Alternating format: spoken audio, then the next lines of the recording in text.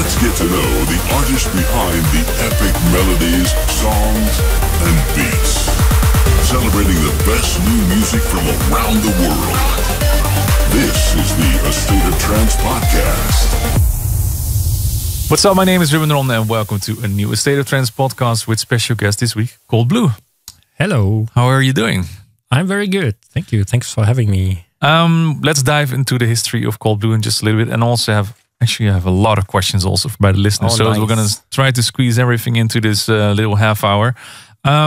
First things first, because you haven't been in the show in 4 years, so this is your first podcast. So We're going to dive into the history and talk about Cold Blue, because I always want to know what infected you with the dance music that you wanted to become a DJ or producer. So I was into music from my early childhood. The house I grew up in was full of music. There was piano, percussion instruments, guitars, everything. And I always felt the need to express myself in music. Mm-hmm. I was a very silent boy back then. I didn't speak much, but I always expressed myself through music. I drummed on all the percussion instruments. And I think that was my way to communicate. So you grew up with music? Yeah. Mm-hmm. And I learned the drums very early on and felt the need to make my very own music, complete music, not just one instrument, but a complete composition of music, of instruments. And that's how I got into electronic music, because the software made it very easy to make your complete song and not just one melody or one beat, but you could compose and produce a whole song. And that's how I got into it. And somehow trance music was the kind of genre that spoke to me most, because of the emotions and the journey that it takes you on. Do you still remember opening your DAW for the very first time and just starting to scribbling things in, or? Kind of. It was a program similar to Dance EJ, if you're familiar with it, maybe. So very techno DJ, very simple, just putting together melodies and beats that were pre-produced back then. Mm-hmm. But it was very exciting, yeah. Just because you were creating something by yourself. The feeling of power that you're God now and you can create something. And then you started making music with something called Techno EJ, I guess. At a certain point, you started to take your knowledge of music into something more serious, I guess. Exactly, yeah. How did that go? That was a very long process. I think I was always very confident about my music, even if it was complete shit.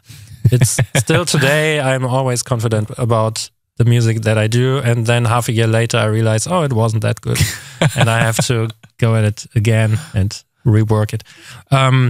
So the progression from amateur to professional was was a smooth flow, and I was always overconfident, I think. Yeah.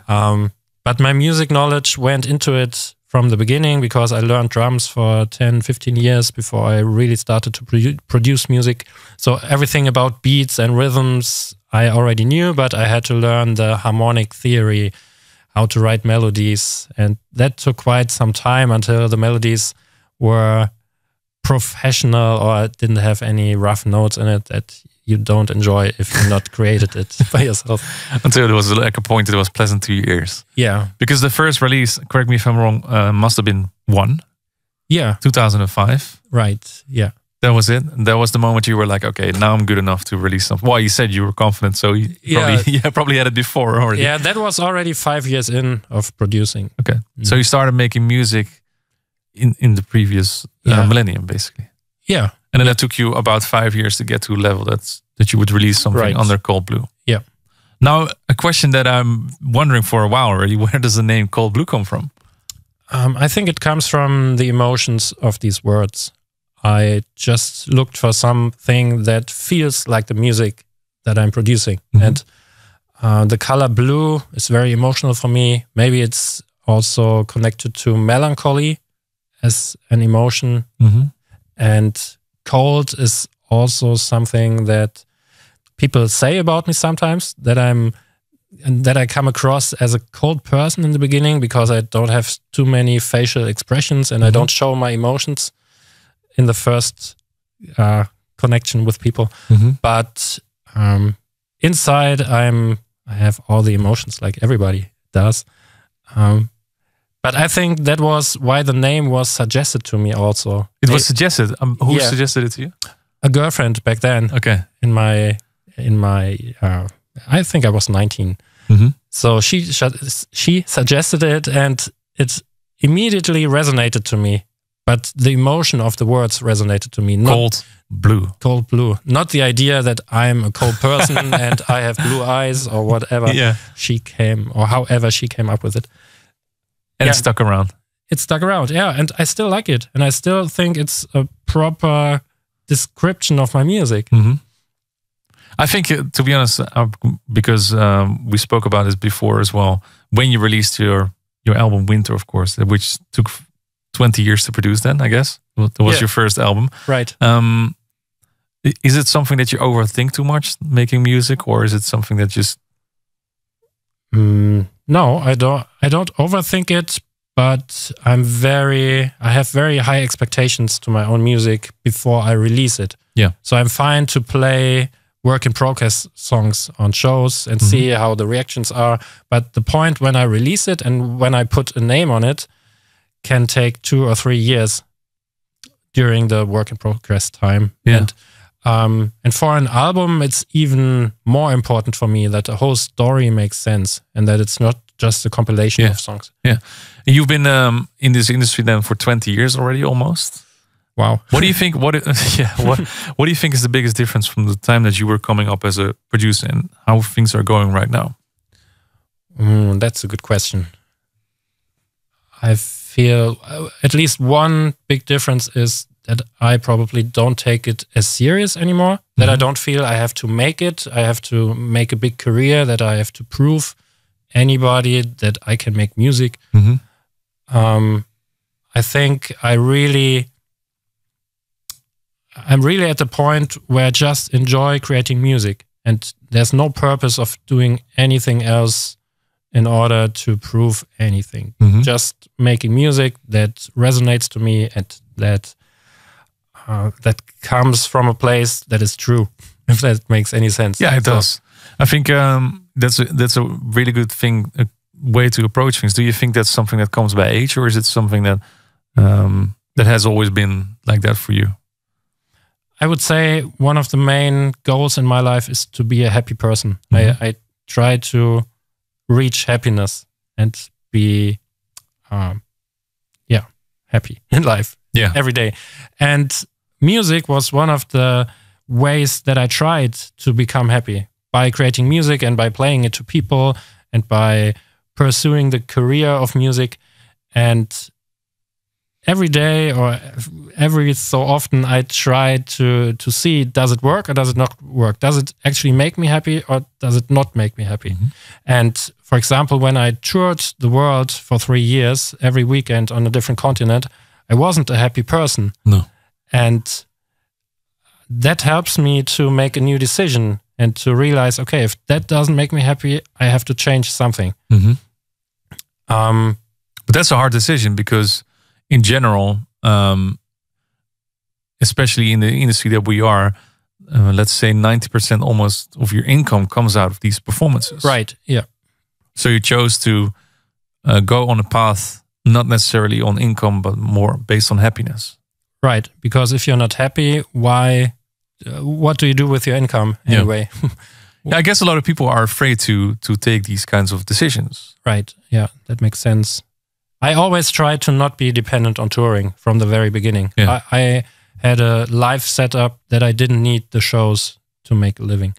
So that was easy for me to say no to more shows from the financial aspect. But the other aspect is that there are a lot of fans that enjoy your music, and also that it feels like the sense is lost if you don't play the music to people. Yeah, that was in the beginning of COVID. It was a big problem for any artist, I think, that this connection was lost. You couldn't share the music face to face with the people that normally listen to it anymore. Yeah. And it felt pointless to make music even. Very true. Yeah. And it took some time for me to to find the inner need, the creative source inside of me, and then become productive again. So in 2020, you made a big change for yourself. That's probably how you made the change into becoming more happy with your music again. Yeah. So tell us.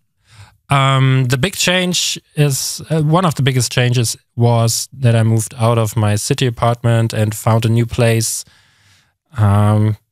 somewhere in the countryside, not too far away from where I lived before, but it has everything that I looked for. It has a garden. It has the setup to get productive with your hands, to do some handcraft things, to start building houses, rooms. So you were stuck inside of your bubble apartment, basically, just working, making music.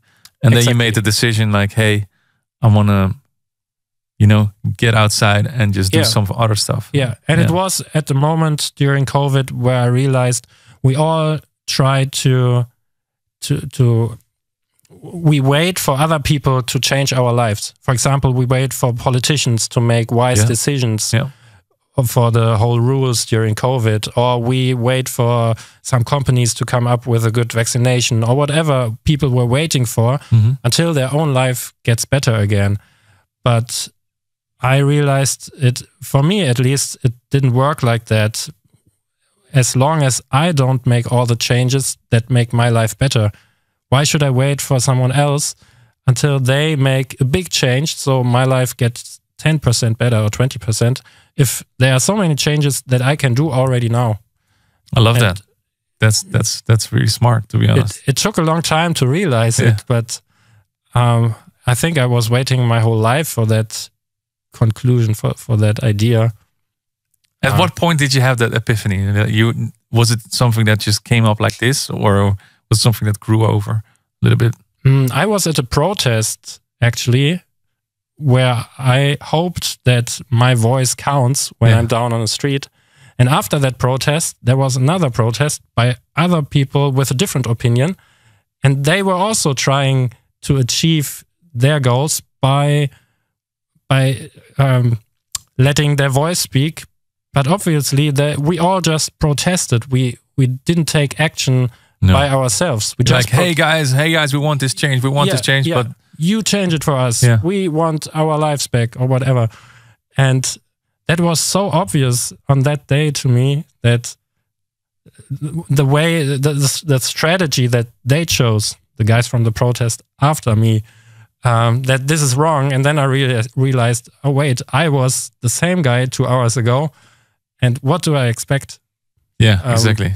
So what you're saying, that if you're listening to this right now, you should take more decisions yourself rather than to wait around for other people to take decisions for you.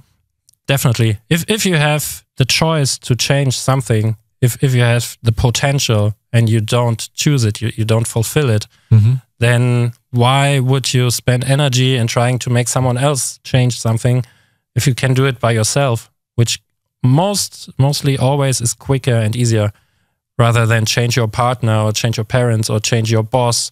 If you can change yourself, that's always the shortest way, I feel. Yeah, that's very true.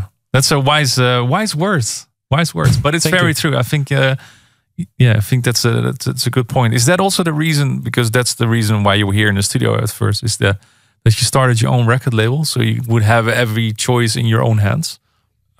Kind of, also, yeah. But always, also, it's the idea to have everything under one roof. I get lost a little bit by what I want to say, but maybe you're right. You're looking for a certain freedom to do whatever you want to do and the speed that you have yourself into putting stuff out.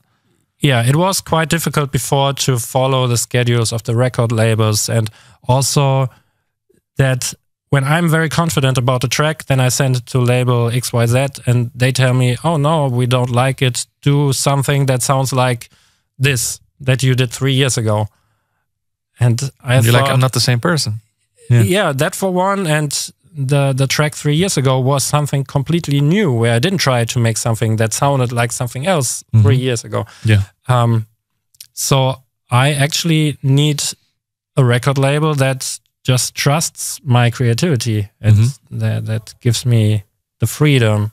And yeah, then we come back to what you just said and thought. Probably it's that this is the same principle. Yeah, that I change what I want to have changed in my life. Yeah. So the record label could be something that I can do myself, and I don't wait for some other record label to be the dream record label that I think of.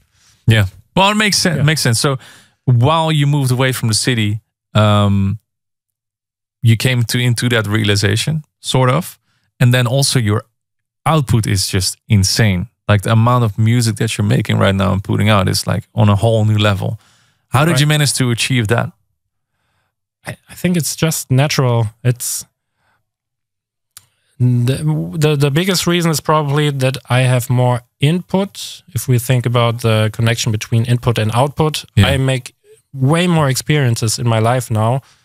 Because you're outside of your apartment, you're doing your gardening, you interact with nature, you do more things, I guess, with your hands. So you have more input that way.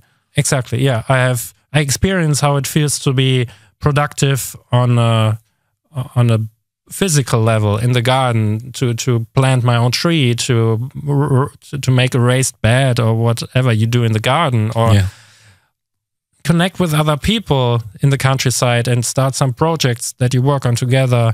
And it feels so purposeful and so productive. And those emotions that I feel during this want to go into the music that I make. Yeah. And this is why way more music wants to go out of me these days than 5 years ago. Because you have more inspiration by, how do you say it, experiencing more things in life, basically. Yeah, different things. Different things. A bigger variety of things, right. That's interesting. Yeah. So I think a suggestion would be to up-and-coming producers. Sometimes it's just to step away from things. Go outside, go with friends, go into the nature, take long walks, do whatever, just to create that input so you can create more output. Exactly, yeah. Especially if you don't feel happy, if you don't feel that your life is the way it should be when you're sitting in front of your computer 24/7. Yeah. If you feel there's missing something, then just change something. Yeah, and in the end, you're in control. You're in control of everything that you do yourself. Yeah. So then we come back to the thing that you said earlier. It rarely resonates, to be honest, is that you're in control. So you decide what you're doing, and you decide what energy you get into the studio, on what aren't you getting. I love that. That's nice. Exactly. Yeah, and also, for example, I made the experience recently what it helps to meditate every morning for maybe 30 minutes, or do some practice, whatever it is that connects you with your inner energy and maybe with your surrounding energy, with the nature that you're living in. That makes such a big change in your daily life that you're a different person. And then you're also a different person in the studio, and you create different music, and the music becomes more authentic and more true. And it sounds maybe like it comes from a bigger source. Yeah. And not just something that comes out of a head from someone that tries to make music. Yeah. So now you can change your name from Cold Blue to Calm Blue. To Calm Blue? Yeah, Calm Blue. Like very calm. You're meditating, so you're calm. Yeah, we could do that. maybe it's an alter ego that you can start. For ambient music then. Yeah, for ambient music. Because you do that as well, of course. Yeah, every now and then, yeah. Well, let's step away from this for 1 second. Because one thing that I want to address also is that the music that you make, that's why it's so surprising to me that you have so much output. Your music is like complicated. There's a lot of layers. There's a lot of things happening. There's always a storytelling going on in your music. Is that something? First of all, where do you find the inspiration? And secondly, how much time does it take for you to create all these atmospheres that are going on everywhere? I think it's even more the question for me, how do I make the decision what goes into the track and what not? Because it's very natural for me to collect many, many ideas for every track. So there might be 10 different melodies in the beginning, and I have to choose which one ends up being in the track and which one not. So my work process is more collecting material, collecting puzzle pieces that I in the end try to make fit. Yeah. So it's even more, there would be even more layers than you probably would think. And the biggest challenge is to decide which one to delete and which not. And how do you create them in general? Like, because there's so much, like I said, there's so much things are happening always in your tracks, like these cool atmospheres and things. You mean from a technical? Yeah, from a technical side. Yeah. So a lot of it is just synth and MIDI notes, but then I also bounce down loops of the synth and reverse them and put delay and reverb on it. It could come from anywhere. It could be a percussion loop that I make into a melody somehow. I don't know how, but just by pitching it up and down and slicing it and playing around. And how do you know now? Because in the past you were working with A&Rs and I guess fellow artists that would judge a certain track, like you were just saying. But now you are your own label boss. How do you decide? How do you decide that a track is done or that it's it's release worthy? I would say it's if you get excited about your own music, then you know.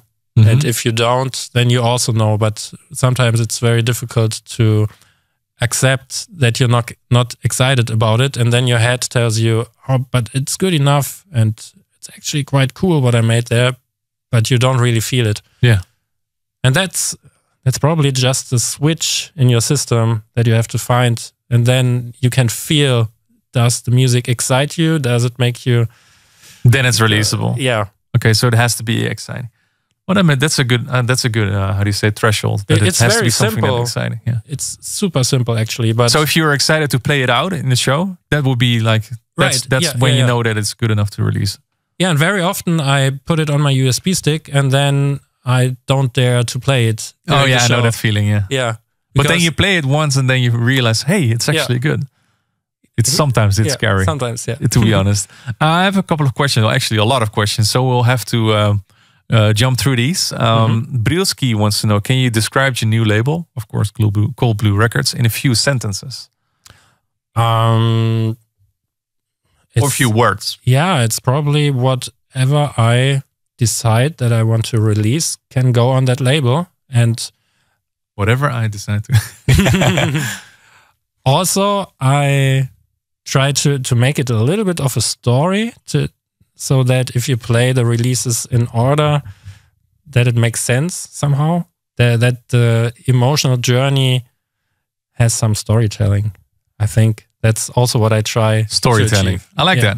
And also, this is not a question because this is something that I saw because I focused on this a lot myself also on my record label, the artwork. Oh yeah. Like the artwork is like you probably have the same feeling of nostalgia with old vinyls. Yeah. So like a piece of art that goes along with your piece of music, I guess. Yeah. And I have to say a big shout out. I wrote it down. Viola and Dominic. Yeah. Making the artwork, at least for the last one. I have to say that it's beautiful. Yeah, I'm so glad that I found her, and it was quite of a coincidence because I was looking for months for the right artist. And then a friend of mine released a piece of music with her artwork on it. And it's international relationship guy, musical relationship. And the coincidence was that the artist, Viola, she lives just 1 hour away from me in Germany, while he was living in Turkey, releasing on a label that's somewhere else. And he found her online somehow. And I didn't know of her before. And it was the perfect fit for what I had in mind for the record label. And like you said, the graphical artwork it's such a nice addition to music. It gives an identity to a tune, in my opinion. Yeah. And it's a new way to express emotions that are inside of the track, but also for your eyes visible there. Yeah. And I think that's a fantastic. Like I said, that's something that I always try to do with my music as well, just to give like a visual. How do you say, the visual side of things? Because in the past you had the vinyls, exactly. You were flicking through the vinyls, you knew exactly which color had which release, and then I guess in the past few years everything was just stock. Like it was just exactly. Here's another release. Here's another. Now you give like an extra identity. And I just had the word in my head that it's a statement. Yeah. And then I realized your record label is called Statement Recordings. Ding ding Ding ding. All right. Yeah, and we have we have the possibility to make a statement by artwork as well, and not just only music. So why wouldn't we use it?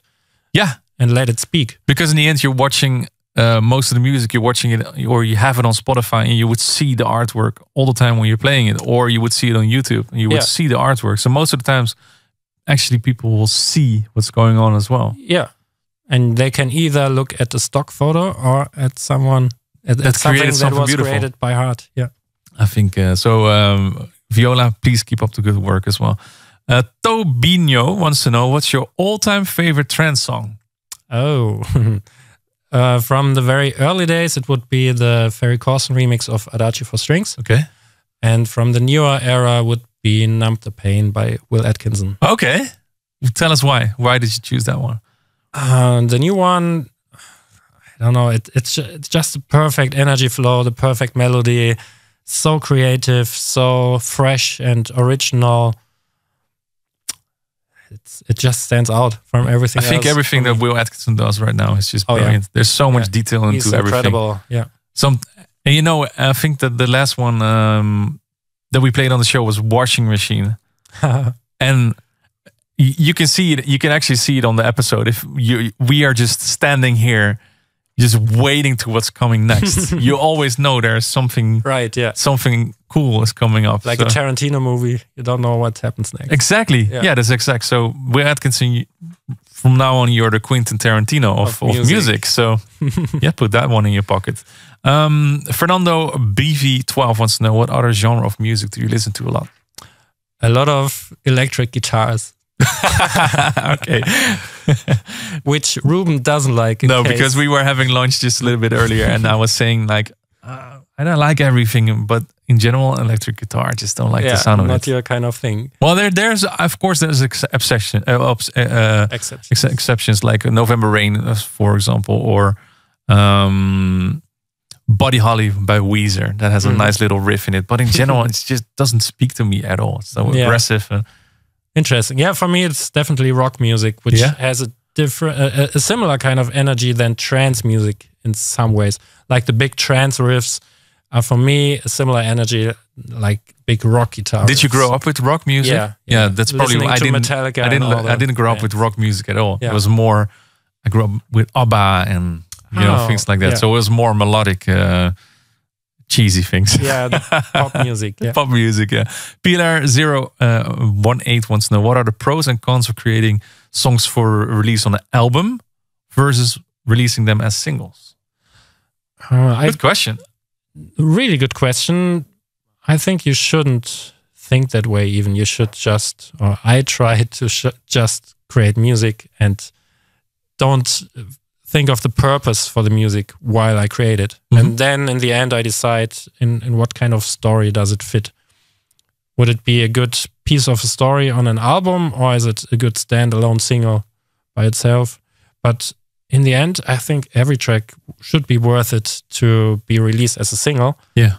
And if not, then you should improve it until it resonates. Very true. I think it's an interesting one because I've heard this sentence a lot. Yeah, it's not a single, but it's a good album track. Good album track, like, it's just content. What? Like, what does that even mean? Yeah. Is it a filler, or is it something that is something so far out of your comfort zone that you're too afraid to put it out as a single, something like that? Right. Interesting one. So and then it's again just a decision by one A&R. Yeah. And it's not your creative decision. Yeah. Yeah. Because you sat in the studio and there was a reason why you created that track. Yeah. For example, there's a story of Queen Bohemian Rhapsody that wasn't meant to be a single by the A&Rs, but Queen insisted on that, and then it became their biggest hit. So, yeah, and it's still, at least in the Netherlands, it's always #1 in all the charts of like the best tracks ever created or something like that. Exactly, yeah. Interesting. That's also a track that goes everywhere. It's like a Quentin Tarantino movie as well. Reggie CTS Vian wants to know, any other producer or DJ that you would love to collab with? Oh, yes. I'm I'm a guy that wants to create music by himself. I have my very distinct vision of how music should be. So, but you did some big collabs in the past. Yeah, I did, and I'm always open for it. But somehow, for example, we could think of Will Atkinson because he's so creative and interesting and surprising with his music. So it would be great to see where it would lead. But at the same time, it could go complete chaos, and then we are just disappointed in the end because you think you multiply the talents and then it becomes exponential, amazing music. But that's probably not the case. Yeah, it could be a good try, to be honest. Darlon Justin wants to know, when will Tobias return to Southern California? Ooh, that's a very because you said on air as well that you are cherry picking the shows that you're doing right now. You rather focus on being happy and creating music rather than touring all the time. Yeah. So that's why at the moment I just can't tell. Yeah. I decided to reduce touring just because it didn't felt like it's healthy enough for me. It took away a lot of my energy. I enjoyed it definitely, and I don't want to be disgrateful by anything, but it needs to be in the right balance. And at the moment, my balance is like 95% at home and maybe 5% traveling.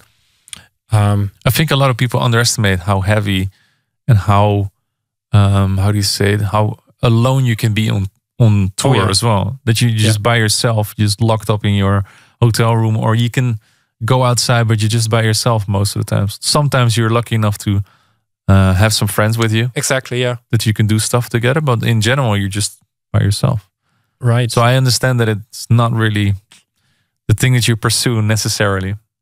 Yeah, and it's if you can make it a really nice tour, and if the travel route makes sense, we talked about it earlier too, then it's worth it. But like what you did earlier this year in Asia. You did Asia, yeah. Vietnam, Thailand, Taiwan. I enjoyed it so much. It was perfect. And I'm happy to do it again and again, for sure. But it needs to be right. Yeah. It needs to be properly planned and not too crazy for the body from the different time zones and all that. Ellie Wheels wants to know, this is probably someone that you know, how many melodies from 99 made it into a full track? Oh, good. Tell us about it. Good question. So I came up with the concept of 99 melodies during the pandemic because like I said, didn't really feel the purpose to release music. So we were trying to find a gimmick just to create something. Yeah, and I tried to combine short pieces of music with beautiful looking videos that I cutted, and then I uploaded those videos online, and the name of the series was 99 Melodies, and it only made it until episode 20, I think, and then I gave up on it until now. Maybe I will pick it up again at some point. It's a lot of work. The goal was to make 99, actually. The music was almost done, but not the videos. And out of the first 20, maybe 7 or 8 are turned into full tracks, and more are coming too. Those are going to be released on Cold Blue Records. Okay. Yep. So there's more stuff coming, Ellie Wheels, so don't worry about it. The last one I want to ask you, Carty, what are your favorite top 3 tracks that you made yourself? Oh, or that's too hard to pick in general because you can't pick your own babies. I would say, which tracks have been the most influential in your own career? Okay, that's easier. Probably Rush on Carnage. That was in 2018. I would say Colors from the album Winter is one of the tracks that people feel the most, or that get mentioned a lot, and that I also feel like it's so intense that somehow everything came together right on that track.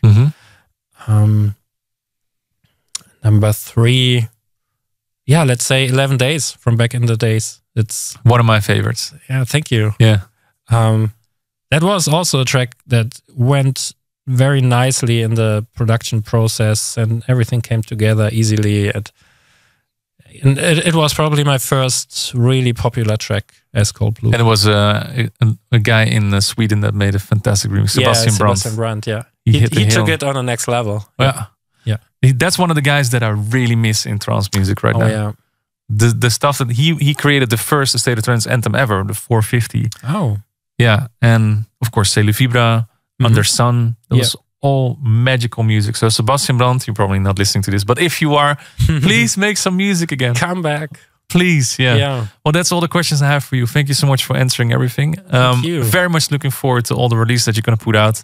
Every 4 weeks, you probably can hear a new one on the State of Trance. Thanks so much for all the support. Yeah. And also thanks to the people who sent the questions. Yeah. Really nice of you. Thank you for those.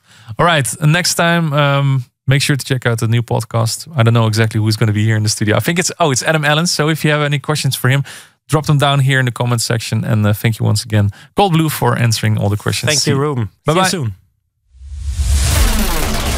Thank you for tuning in.